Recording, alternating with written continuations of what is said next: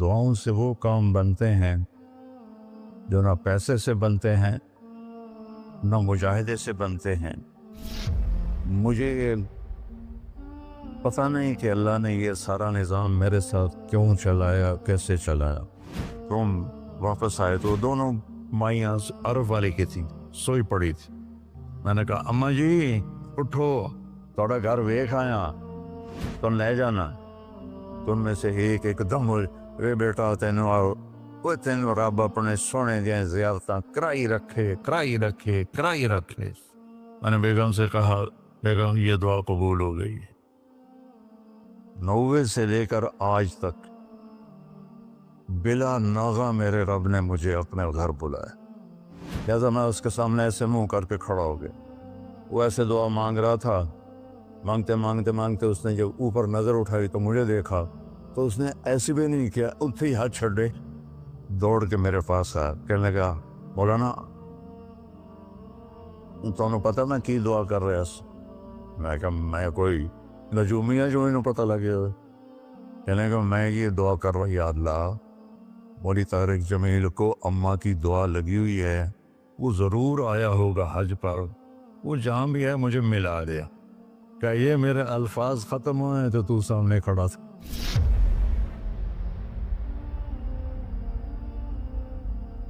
دعاؤں سے وہ کام بنتے ہیں جو نہ پیسے سے بنتے ہیں نہ مجاہدے سے بنتے ہیں۔ مجھے پتہ نہیں کہ اللہ نے یہ سارا نظام میرے ساتھ کیوں چلایا، کیسے چلایا۔ یہ ایک واقعہ کی طرف میرا ذہن جاتا تھا۔ سردی شدید تھی اور ریمنڈ سنسان ہو رہا تھا۔ باہر بازار میں 2 ہوٹل تھے، ایک چائے کی دکان تھی۔ تو میں برآمدے میں کھڑا تھا تو میرے استاد صاحب رحمۃ اللہ علیہ مولانا عبدالرحمن، انہوں نے کروٹ بدلی کیا، تو ان کے قریب دوسرے استاد لیٹے ہوئے تھے، مولوی احمد بٹلہ صاحب۔ کہنے کہ مولانا کیا ہوا؟ کہنے کہ سر میں بہت درد ہے۔ بس یہ سننا تھا کہ میں اوپر گیلری میں میرا بستر تھا اور وہ اتنی سختی تھی گورنمنٹ میں کہ یہ جو گھڑی باندھنا بھی وہ کیا تھا، خلاف قانون تھا، اور تھرمس رکھنا بھی خلاف قانون تھا۔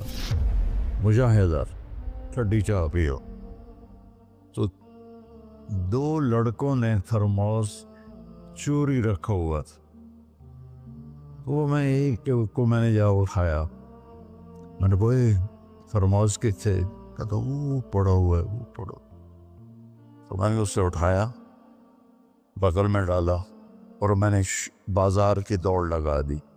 10 بج رہے تھے اور 10 بجے سناٹا، 250-300 کا تو مجمع ہوتا تھا ریمنڈ۔ میں کہا یا اللہ کوئی دکان کھلی ہو، یا اللہ کوئی دکان کھلی ہو۔ تو میں ننگے پاؤں، دسمبر کا مہینہ تھا، میں ننگے پاؤں دوڑا اور میں نے دیکھا تو وہ چائے کی دکان کا دروازہ بند تھا اور روشنی آ رہی تھی۔ میں نے کہا یہ لگتا کھلی ہوئی ہے، تو میں نے اس کے کواڑ ایسے کیے تو وہ کھل گیا۔ تو آگے وہ دکان والا، اس کا نام تھا انور ملتانی رحمۃ اللہ۔ یہ میں آپ کو بتا رہا ہوں 73-74 کی بات۔ تو وہ بیٹھا ہوا تھا، میں نے کہا بھائی انور چائے بنانی ہے۔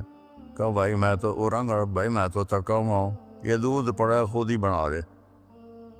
تو میں نے کہا چولہا کا یہ چولہا بھی پڑا ہے، تو میں نے وہ ہوتے تھے ہوا بھرنے والے چولہے، اس سے میں نے دودھ گرم کیا، پتی ڈالی، چائے بنا۔ چائے کی دکان پہ سر درد کی گولی کا کیا کام ہے؟ میں نے کہا بھائی انور کوئی سر درد کی گولی ہے؟ ارے بھائی وہاں دیکھ لے شاید پڑی ہو کوئی، وہ کھڑکی سی تھی۔ جب میں نے وہاں دیکھا تو ایک گولی ساری ڈان ہوتی تھی وہ وہاں پڑی ہوئی تھی اور اس پر مٹی جمی ہوئی تھی۔ جب اللہ کچھ دینا چاہتا ہے میں نے وہ گولی اٹھائی، وہ پھر دوڑ لگائی ننگے پاؤں، اور مولانا رحمہ اللہ فوت ہو گئے، سر پر رضائی لے کے لیٹے ہوئے تھے، تو میں نے ایسے پاؤں دبائے تو انہوں نے رضائی اٹھا کر، ہاں کیا بات ہے؟ میں نے کہا جی یہ چائے ہے اور یہ سر درد کی گولی ہے، آپ کو درد ہو رہا ہے، نوش فرمائے۔ تو ان کے ہونٹ ہلے، میں نے نہیں سنا، دعا دی انہوں نے مجھے۔ کیا دعا دی؟ وہ خود فرماتے تھے کہ طارق جمیل کی قبولیت میری دعا سے ہے، اور ایک میرے ساتھی تھے مولوی خورشید کی قبولیت میرے ڈنڈوں کی وجہ سے، اس کی پٹائی بہت کی تھی انہوں نے، تو میرے بارے میں فرماتے تھے کہ یہ میری دعا کا اللہ نے اس کو سلا دیا ہے۔ تو انہوں نے بے ساختہ مجھے دعا دی، انہوں نے سنی نہیں، چائے پلائی، گولی کھلائی، تو اللہ نے کیا سے کیا کرتے۔ میں اپنی بیگم پھوپھی رحمۃ اللہ علیہ، والدہ رحمۃ اللہ علیہ کے ساتھ حج پہ گیا، ان کو لے کر میں باہر نکلا تو دو بوڑھی عورتیں بیٹھی تھیں۔ میں کہا اماں جی کیوں بیٹھی ہو؟ کہ پوتا راہ بھول گئی ہیں۔ اب میرا بھی وہ دوسرا حج تھا، مجھے بھی مدینہ کا حدود اربا پتہ نہیں تھا۔ میں کہا کوئی ہے تھوڑے کول کارڈ؟ انہوں نے کہا اے کارڈ ہے۔ میں کہا چا آ جاؤ، اور دونوں چل پڑی۔ مجھے ایک عرب ساتھی نے پورا گھر دے دیا ہوا تھا۔ جو دروازے پر پہنچے تھے ایک اور کھانے لگی، نہیں میں نہیں جانتی، وہ کرنے کے دیکھ کے نا شور شریف لگتا ہے، کوئی ایڈی وڈی گل، آ جا آ جا۔ وہاں کو لے کے میں نے اپنی بیگم سے کہا کہ ان کو کھانا کھلاؤ، اور وہ کارڈ لے کر میں اپنے ایک دوست کے پاس گیا، وہ جو جس کا گھر تھا۔ میں نے کہا اٹھو دکان سے اور یہ پتہ تلاش کروا۔ تو ہم دونوں گاڑی میں بیٹھے اور گھومتے گھومتے گھومتے کوئی آدھے گھنٹے کے بعد ہم نے وہ بلڈنگ تلاش کر لی۔ تو ہم واپس آئے تو دونوں مائیاں عرب والے کی تھیں، سوئی پڑی تھی۔ میں نے کہا اماں جی اٹھو، تھوڑا گھر ویکھ آیا، تم لے جانا۔ تو ان میں سے ایک دم اے بیٹا تینوں رب اپنے سونے دیا زیارتاں کرائی رکھے۔ میں نے بیگم سے کہا بیگم یہ دعا قبول ہو گئی ہے۔ 90 سے لے کر آج تک بلا ناغہ میرے رب نے مجھے اپنے گھر بلایا۔ ایک 94 کا حج نہیں ہوا کہ وہ میری انگلینڈ تشکیل ہو گئی تو میں وہاں چلا گیا، پے در پے حج عمرہ حج عمرہ حج عمرہ حج عمرہ۔ یہ 3 سال کووڈ کے جو آئے تھے نا وہ ناغہ ہے۔ تو میں ہمیشہ کہتا تھا کہ اماں دی دعا۔ اب ایک مزیدار قصہ سنا کے پھر نماز پڑھنی میں طواف کر رہا تھا تو میری نظر پڑی جواد وسیم پر، وہ مقام ابراہیم پر نفل پڑھ کے نا بیٹھ کے دعا مانگ رہا تھا۔ تو میں وہاں کھڑا ہو گیا، میرے ساتھی نے کہا طواف پورا کرنا بھی ہے۔ میں کہا پتہ نہیں اٹھ کے کتنے چلا جاوے، لہٰذا میں اس کے سامنے ایسے منہ کر کے کھڑا ہو گیا۔ وہ ایسے دعا مانگ رہا تھا، مانگتے اس نے جب اوپر نظر اٹھائی تو مجھے دیکھا، تو اس نے ایسے بھی نہیں کیا، اتھے ہی ہاتھ چھڑے دوڑ کے میرے پاس آیا، کہنے لگا مولانا تمہیں پتہ میں کی دعا کر رہا سا؟ میں کہا میں کوئی نجومی ہے جو انہوں پتہ لگے ہوئے؟ کہنے لگا میں یہ دعا کر رہا، یا اللہ مولی طارق جمیل کو اماں کی دعا لگی ہوئی ہے، وہ ضرور آیا ہوگا حج پر، وہ جہاں بھی ہے مجھے ملا دیا۔ کہ یہ میرے الفاظ ختم ہوئے تو تو سامنے کھڑا تھا۔ تو اس میں آپ کو دعائیں ملیں گی بڑی زبردست۔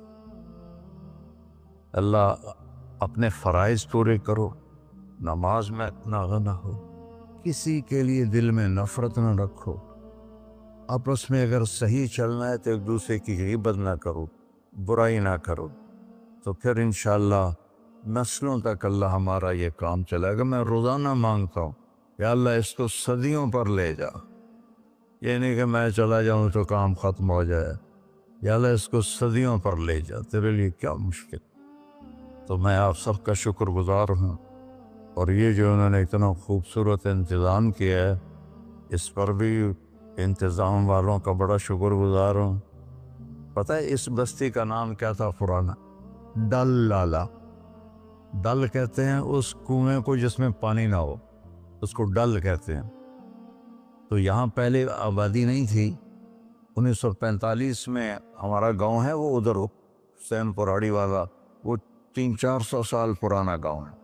تو جیسے برادریوں میں ہو جاتی ہے خبر، تو وہ کچھ ہوا ہوگا ہماری تو پیدائش سے پہلے۔ تو میرے تایا رحمۃ اللہ علیہ میاں حق نواز، انہوں نے آ کر یہاں گھر بنایا۔